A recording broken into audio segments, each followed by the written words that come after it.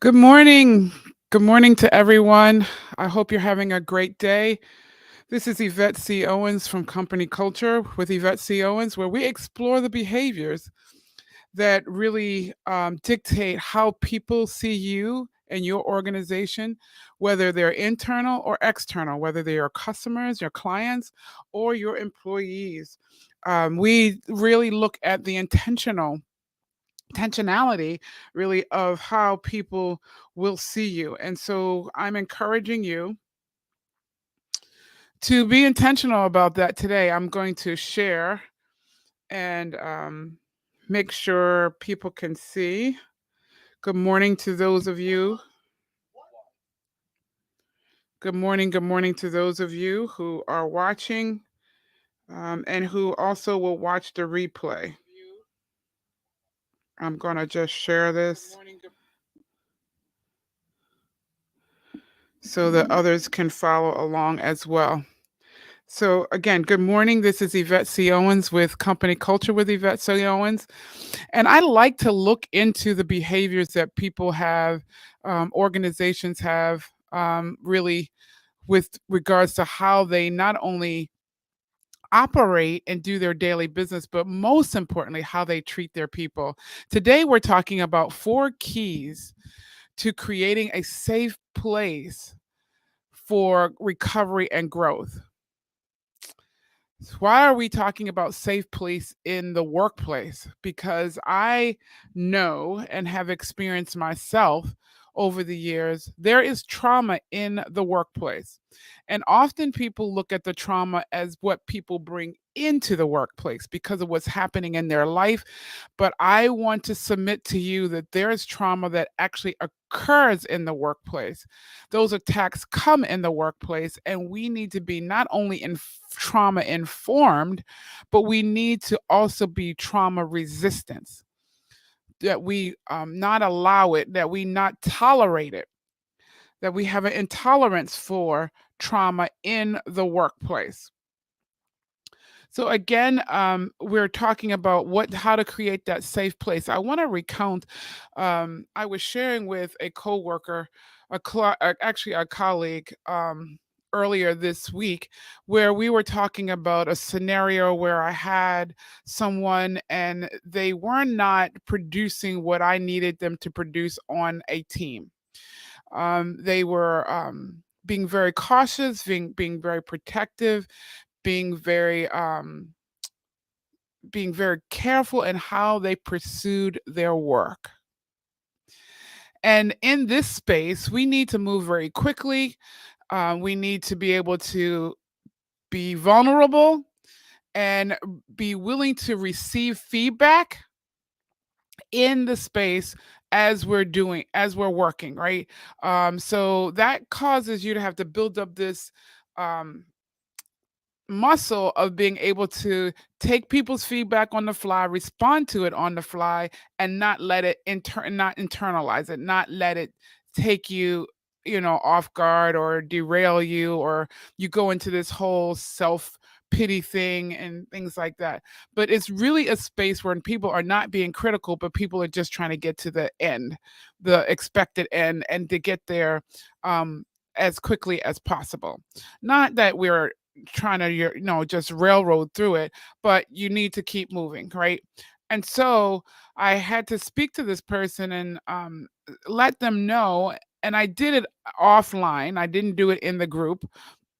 I did it offline and let them know that, you know what, I need you to be vulnerable and to be able to tolerate taking feedback. So I need you to make these changes in the moment so people can react to them in the moment. And so, in doing that, I was helping her to understand that it's okay. And I came from a place from just not saying what my expectation was and what I needed her to do, but I came from a place of, I get why you're being cautious. As another person of color, we, especially Black women, we have to, we're held into different standards, it seems sometimes, and judged differently. or judge, period, right? And so we have to we protect that, and we take that on, so we try to make sure every I is dotted and every T is crossed. And in doing so, in this space where we're in, she's actually delaying the process, as opposed to she was delaying the process as opposed to helping us move along. And I had no doubt that she could do it. I just understood from where she was coming, because I've been there myself, right? So, what are some of those four keys? So, once I shared that with her, she got it and she understood it. And I made sure she knew, I have you. I'm here for you. I'm going to support you in this process. I know it's uncomfortable, but I got you. And I said those very words to her. And so we walked away from that conversation, letting her um, absorb what I was saying, take it in, and even come back with even additional questions or feelings or apprehensions, so we could work through it together.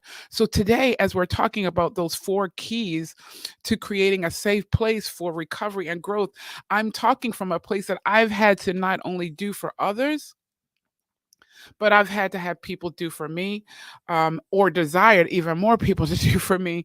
So I get it. So the first one is, we have to see our team as individuals and not just as those completing an assignment. Yes, we have an assignment, we have to get to that expected end, but they are individuals. And I need to see them as an individual, not just someone getting me something that I need. Our teammates and the people that we work with are not our errand boys, are not our errand girls. They are not, people just to be at our bidding.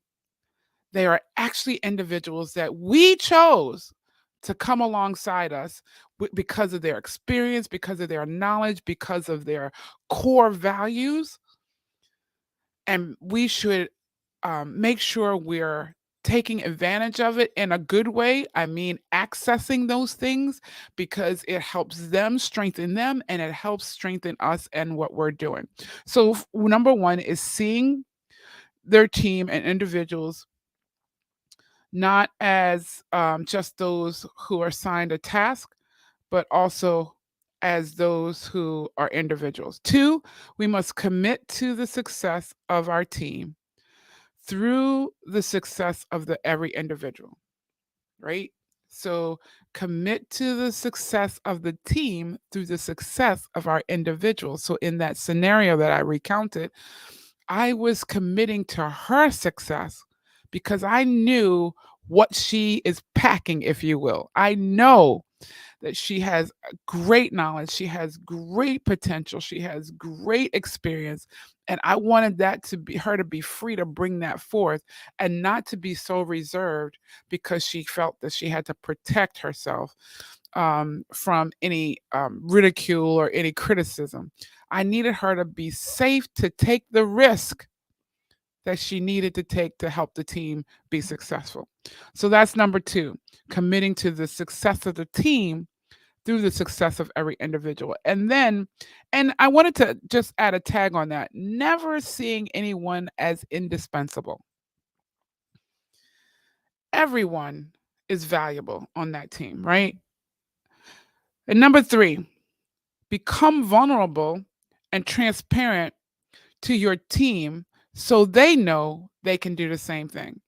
So and sharing with this person, I was able to say, I get it. I've been there. I understand that, I've worked with people who all they do is just look for that thing, that one little mistake that you made, as if we're all perfect. Who is all perfect? I've done that. I've been in those scenarios. I know that, but that's not this place. And I've walked away from those scenarios knowing that I would never put anybody in that situation. And so, and yes, we have places where we need to grow and learn more, but there's a way to do it. And it's not being the critical, cranky candy. It's not that. It's being very helpful and in that space. So I shared where I've been vulnerable. I'm willing to be vulnerable. I'm willing to share that with my team and the people that I work with, and so that they can understand that it's safe to be transparent and vulnerable here, and we work through it. And that leads us to number 4: be continuously expressing um, that you have their back, celebrate their successes, and have the grace and patience to help them overcome their challenges. Yeah. Continuously reinforce that you have their back. And not only in one on ones to them, but they should hear you say, even in front of other people, that no, this is what they're doing and this is why they're doing it. And they have my full support. And you may not use that word, but there's many ways we can come and make sure people know that my team, the individuals that I work with, I'm in full committed to their success, and we are working through this together, and we they have my support.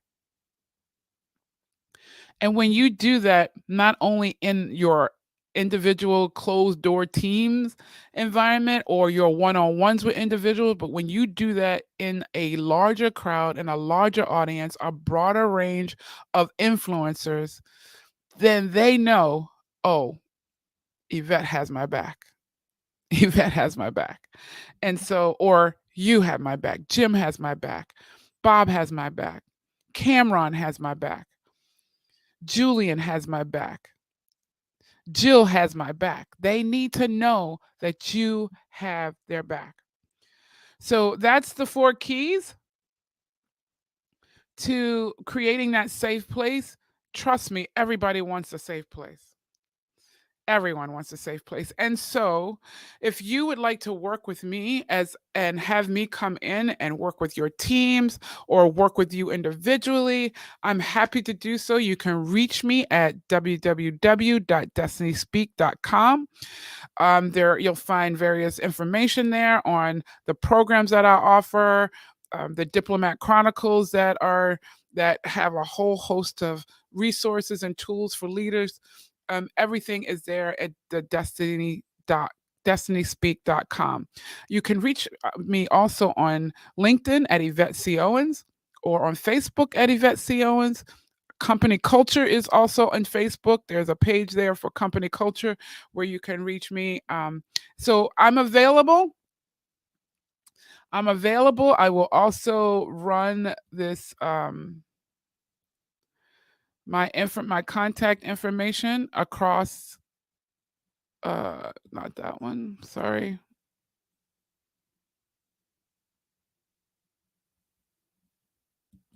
Yeah, I'll run my contact information across the screen. So those of you who want to follow up with me, you can do that. I'm also on Instagram at Yvette at Destiny Speak.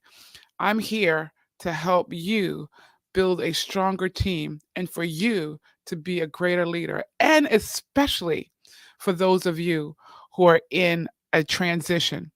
It takes courage to make change, whether you're going from great to greater or from good to great, or if you're like, I need to lift myself up out of this place where I'm feeling beat up, I feel worn, I'm tired, and you're ready to transition to another place, I'm here for you to help you get to that next place. I specialize in that transitioning coaching.